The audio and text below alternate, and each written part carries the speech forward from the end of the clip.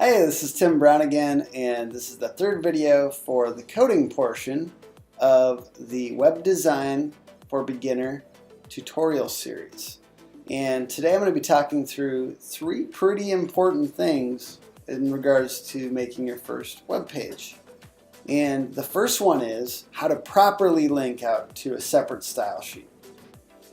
And the reason why you want to link out to a separate style sheet is because it's going to be referenced by, let's say, more than one page. And you want to be able to write your styles all in one spot on this style sheet and reference it from all different pages. It's a great way to keep everything organized. The second thing that we're going to be talking through is how to make a background image. So for a div or even the main portion of your website, how to make a background image. And the third thing is going to be talking through two very important things that you'll use a lot, which is padding and margin. Let's get to it. So as you can see here, styles are all in the head, and that's really not the correct way, but it was a way to get it started. What we're really going to do here is to link out to a separate page. So let's say we open up the folder that we have this page inside of. So we create a folder for it. Let's say your-site, and then we see the index file in there. Let's add one more file. Let's create one now, a new file. And we'll call this one, we'll save as, and we'll save it in, I might go to find this file here. We've got the desktop, which is where my file is in. And we have it in Mark's desktop. And this is where it is. You find your file that you have it in, press your site, make sure it's saved in that file. It has to be saved in that file for this to work. So we'll do style.css. You can call it whatever you want, but we have to reference it in the head of the other one. So I'm going to go ahead and save it there, style.css, and then we're going to go over here and we're going to call that by going > link rel equals. So this is the relation, rel equals, and then I'm going to do a quote and style sheet. So we want to know what the relation is. It's the style sheet. And the type is equals text-css. So you can see I'm using quotes on either side of both of these. And then ahref equals style.css. If you had it in a subfolder, you'd put that subfolder right here. So I hope you're checking this out right here. So if you had it, like, let's say in a file called style sheets, and then you'd press style sheets /. So you're getting a little bit of possible file structure here that you could use. But right now we have it in the exact same file, so we don't need to say anything else here. We just can say ahref equals quote style.css and end quote, and then remember the greater than sign. So now we can put all these styles in that other file. We can actually just cut them out. So I'm just gonna, just so you know what I'm up to here, let's look at that one in the browser. You can see it has these styles here. You got the red div, you got the column side by side that we did last time if you were following along. I'm gonna go ahead and just see what it looks like without those. Command X, and then I'm going to save it just for experiment to see what this looks like. Alright, you can see that all that style went away. So, right, because there's no styles in here, it's gone. But since we're linking to this style sheet, and I have it open in the next tab, I'm going to paste those styles in there. In this case, you do not need to have the style tag because this is a CSS file. So you don't need that at all. So I'm going to go ahead and backpedal these bad boys in here. and save that file. So we've got this, right? We've got the style sheet linked here, and we have all these styles in this style sheet, and I'm going to refresh it now. Whoa, look, they're back. So even though it's in a separate file, because it's linked right here, it's available. All right, so there you go. There is the key to creating a separate style sheet. All right, so let's try another thing. If we were looking at this, what's another thing that we might want to do? Well, I'd say maybe this red div, we don't want a red div. We want a background div. So I'm going to change this class to be background div. And we're going to go to the next, we're going to go to style.css and create a class called background div. And creating a background, or a background div, or adding a background to an existing div. It doesn't have to be called background div. Any div, or even let's say the container, or anything you want to add a background to, is as simple as creating a style that's background dash image and colon URL parentheses, and then you use the single quote, and let's use an image that already exists online, maybe on something like PicJumbo. You really want to, let's say we download, these are free stock photos, so I'm kind of getting getting something that exists out there, downloading it, and I'm going to add it to the same, what I'm going to do is I'm going to download this image and I'm going to add it to the same file.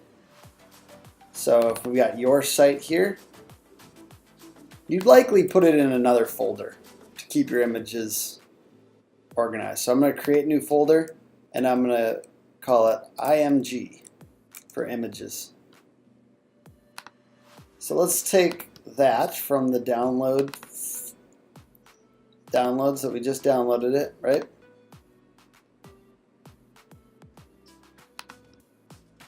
All right, okay, it's downloading now.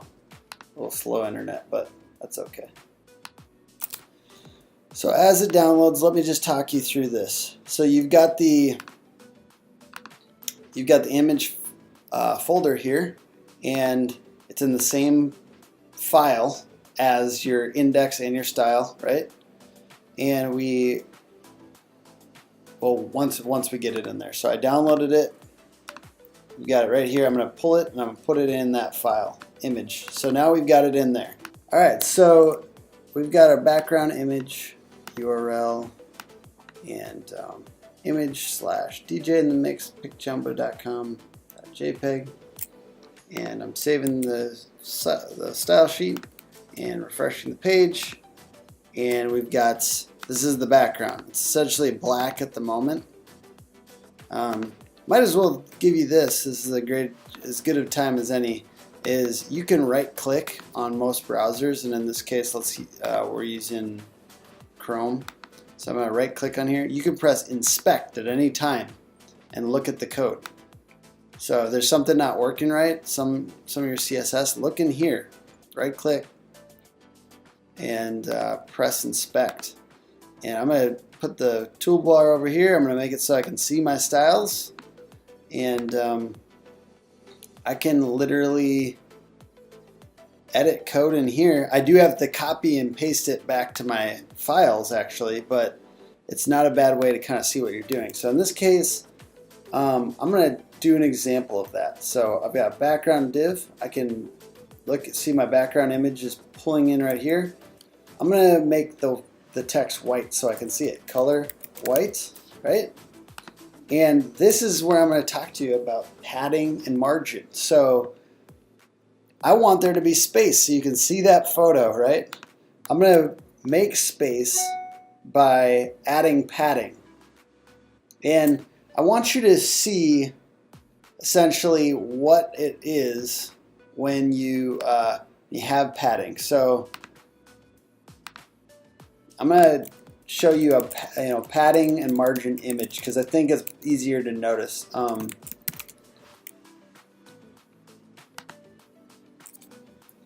So you've got this, you've got a div, right? So this is the div. Padding is that interior space between whatever you have in the div and the content. So that text in our case. And margin, if you use margin as an attribute, it's anything outside outside of it. So anything on the top or the bottom.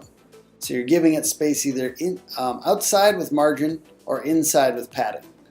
So let's go back to the page. I want some padding inside. So I'm going to go padding, and the first number, if you just do two numbers, is the padding on the top and bottom. So I'm going to do 100 pixels, and the second number would be the left and right padding. So I only want, let's say, 30 pixels there, right? So like I said, you have to copy and paste these. So I'm going to copy this and I'm going to put it in our style sheet. Oops, I didn't get it. So I'm going to copy these, Command C, and put it there. I accidentally added another bracket, so I'm going to delete that. And a common way that a lot of people organize this is they'll space it out like this. So each of their styles is like this so that they can kind of see what they're doing. So I'm going to go ahead and do that so you guys don't get bad habits here. It's a good way to kind of see what the styles are that you're using. I'm just, after every semicolon, I'm essentially pressing enter. And you can see the styles a little bit more clearly what you're working on. And in this case, so we did the padding, that's the interior space on the top and bottom, which is the first number, top and bottom, and then the left and right. If you wanted it to be different on all of those sides, it goes essentially clockwise. So this would be the top, this would be the right, and then you'd have to do two more. So this would be the bottom, and then this would be the left. So clockwise, always remember that. So if you do four numbers, it's top, right, bottom, left. Okay? Otherwise, if you just do two numbers, it's top and bottom and left and right. And a good way to make that image kind of stick in there. So you see, it's not even showing part of it because we just have the top left corner of that image by default. So what I want to do is I want to make that image fit in there. So I'm going to go background, position, colon, and then I'm going to say cover. Oh, sorry, background size, cover. So this, I'm going to go ahead and say that, Command S. I'm going to look at this. See, now it's starting to make sense, right? Now you're starting to see that image. We want a lot of space in there, so let's give it, so we can see more of that image, let's give it 300 pixels on the top and 30 on the sides. Command S. And look at that bad boy. That's fun, right? Now you have some white text inside of a image, and it's a little bit clearer to see how this might be useful, I think. So, in this little tutorial, we covered how to make sure that you have your style sheet in a separate file, a little bit about the structure, and then we had how to add an image background and what padding and margin do and how to add those to your style sheet. Padding and margin you'll use a lot. Actually, sorry, we didn't talk about margin yet. So I'm going to go ahead and do that. Margin, colon, and let's say we want 30 pixels on the top and 0 on the sides. I'm going to go ahead and Command S, save it, and you can see there's a little bit more space here. And let's go back and try to edit this in the browser. Right click inspect or inspect element. You can see the margin here, right? What happens if we make this margin higher? So you can see it kind of going up and down there, right? 30 pixels, 50 pixels, 100 pixels. See, there's a ton of space there now. So you can play around in the browser. It's kind of a nice way to make some changes. If you want to see it happen visually, use that inspect. So there's your margin, and then how to make sure that your image, essentially background size cover just means make the image cover that background. And you don't have to call this background div. You can call it whatever you want, but you got to make sure that that matches this class in the code.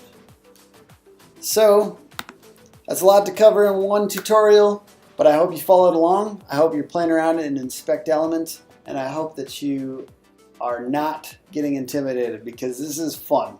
And honestly, if you feel that there are speed bumps along the way, remember, a bunch of people turned back at this point. So if you persist, you'll have a competitive advantage and be able to do stuff other people can't do. So it's kind of fun to think about it that way.